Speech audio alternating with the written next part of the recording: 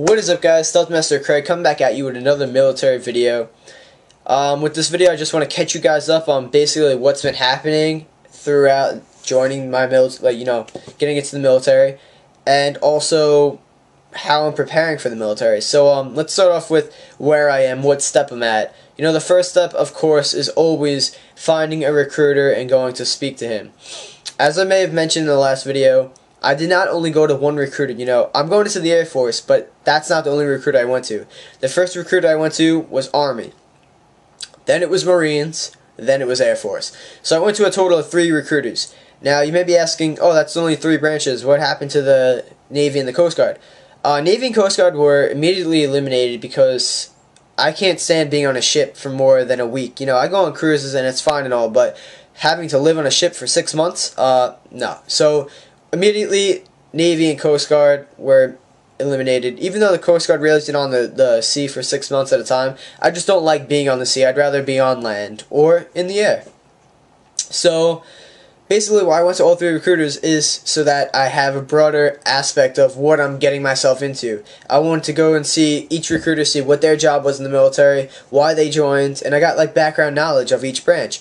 And from there, I figured, or I came to the conclusion that the Air Force was best for me. So after going to see your recruiter, or recruiters if you want to have a broad aspect and have every door open. So if I didn't like the Air Force, then I could have went to the Marines. If I didn't like the Marines, I could have went to the Army. So, I don't know. That's just a little tip to you guys. Don't only go to one recruiter. You may say, oh, I like the Army, and then you may just join the Army, but you never even got, to see what the Marines had to offer you. You never got to see what the Air Force had to offer you. So, a little tip, go to every single recruiter just to see what they have to offer you. If you don't like what they have to offer you, say, listen, I appreciate your time, blah, blah, blah, and then say, I'll be in contact, even though you probably won't call them back. It's just polite. So, anyway, after that step, you're going to want to talk to your parents about it.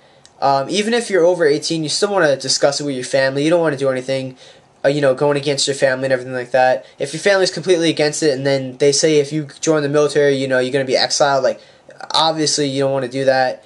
But then, if that's what you want to do, go ahead, and then your family should accept you for who you are and what you want to do. But after you talk to your family about it, you want to go back to the recruiter, and you're going to have to give them some information. You're going to have to give them a copy of your license, if you have one, a copy of your Social Security, and birth certificate. After that, your recruiter can start scheduling you for the ASVAB and MEPS, which is basically like a physical, just to see if you meet the military standards, like if you're hearing and eyesight and the way your body is shaped and all that, if you meet military standard. And if you do meet military standard, then you'll have the green light to join the military and go to boot camp. But, so that's where I am. Basically, I handed him all my information, and if you have a license, I suggest you highly give it to them, and if you don't have a license, try to get one before joining the military, because it's going to have a big effect on what jobs you get. And now, let me just sidetrack here for a second. Basically, what I mean by what jobs you get, because there's a lot of jobs in the military that require you to drive, vehicles or something like that. And now you can't go driving vehicles, or if you're security forces, you can't drive the police car around the base without a license. So automatically not having a license when you're enlisting disqualifies you from any job that requires a license. So right there, you go up to, you may have it 100 on the ASVAB, and then, oh, every job I can qualify for, then they go, oh, where's your license? Don't have one? Then boom, they take off 50 jobs. Just like that, a number of jobs can be knocked off. So that's why I say, if you don't have a license, get one before you go to MEPS and try to enlist and all that, because it will have an effect on you in the end. You may not think your job requires a license, but hey, maybe it does. So try to get one before you go to MEPS. So back on track. So now, since I'm under 18, I needed my parents' permission to go to MEPS. So after that, after I gave my recruiter all my documents and all that, the next step was having my parents come to the recruiting office with me, and then he would speak to my parents, and then my parents had to sign a couple of forms allowing me to get a physical and allowing me to join the military since I'm under 18. If you're over 18, you don't need to bring your parents, but you might want to bring your parents down to the recruiter just to meet him, you know, get a feel so that maybe your parents will feel more comfortable. I felt after the first time bringing my mom down to the recruiter, she felt a whole lot more comfortable because, one, when I went there was three, what were they? They were 3 airmen, and they were just right out of boot camp, and they explained to my mom, like, they told her the stories why they wanted to join, and it kind of relaxed my mom. So if you guys are having trouble trying to convince your parents that you want to join the military, and they're saying no, no way, why don't you just try to convince them just to meet with a recruiter? Even if you can get the recruiter to come to your house, that's even better. If your parents don't want to go down to the recruiting office or it's too far away, try to talk to the recruiter. I'm more than sure he'll be more than happy to come down to your house. I mean, that's their job to recruit people anyway, so they're going to do anything, and they're going to go above and beyond to try to recruit somebody. So, of course, they'll probably come down to your house and meet with your parents. But, so if you're having a hard time convincing your parents, get the recruiter involved, and the recruiter will help you try to convince your parents and explain to your parents that the military isn't all, you know, running out on the front lines and shooting people. But anyway, I keep getting sidetracked. So now that my parents have signed all the papers, now I have the green light to go ahead and take the ASVAB and go to MEPS. So basically, in the future, before I go to MEPS, this is my plan. I want to make a video like a few days before I go to MEPS, you know, and my predictions, what I feel MEPS is going to be like. And then directly after I take MEPS, I want to make another video, and I'm going to tell you guys whether my predictions were right or wrong. Now, my predictions are going to be going off of videos I saw on YouTube, and, you know, I have some friends that are in the military, I have some family members that are in the military, and I'm going to go off them. So then, from that, I'm going to combine that together, and I'm going to make my own prediction of what my MEPS experience is going to be like, and my ASVAB experience is going to be like. So, look forward to that. Another thing I'm going to be doing is, well, actually, I'm going to do that right now. I'm going to tell you guys how I'm getting ready for the ASVAB and to take MEPS. So basically, preparing for the ASVAB, I have it right here on my computer. You go to www.military.com/ASVAB-test. And so basically, you go to that website, you make a military account, blah, blah, blah. You just make like a little account, and that way, whenever you go back onto your account, you can see your previous scores, and then you can take a new test. So that way, it just helps you. And then also gives the military some feedback about how you're doing. Now, they don't have any information besides your email and your name, and you can lie about the name for all I know, for all they know. But that's how I'm studying for the ASVAB. Basically, they have a whole bunch of short tests, which is only about maybe takes you about a half hour, and they have the long test, which will take you about maybe an hour to 2.5 hours. So I've been taking some of the small tests, some of the big tests, and from there I'm getting like feedback. So right now I see on my arithmetic reasoning I got a 70, and then on my word knowledge I got a 50. So right there's a big difference right there, because then with the paragraph comprehension I got a 90, and with mathematic knowledge I got a 90. So obviously my word knowledge I need to work on. So that right there, that shows me that that's my lowest level right there. Like, that's what I need the most help in. So then now I know that I have that in my head, and now I can go and research just word knowledge. And I feel it would help you guys out too, so I'm going to leave a link to that in the description below. And now let's move on to MEPS. How am I preparing myself for MEPS? I have my iPhone here, and I went on the App Store this morning, and I downloaded Nike Plus. I'll also describe that in the description below.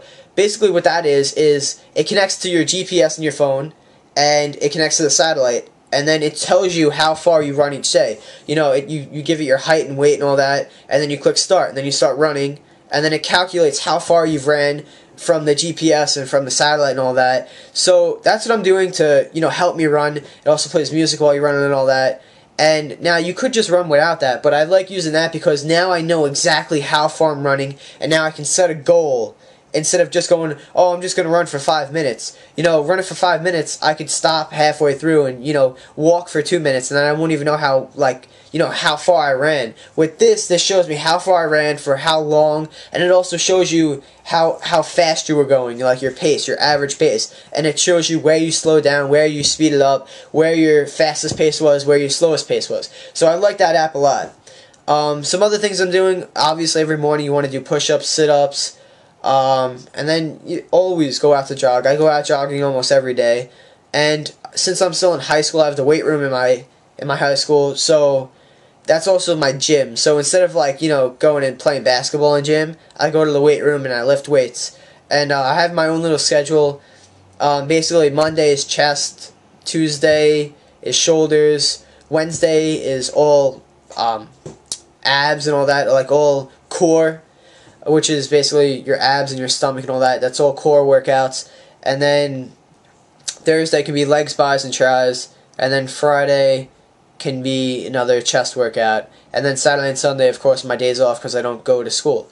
So basically, that's what I'm doing to get ready for the ASVAB and MEPS. Now, you also want to take some practice tests for the MEPS. Some things that they're going to be testing you on is your ears, seeing if you can hear out of each ear. They're going to be testing you on your eyesight, seeing if you can, how far you can see.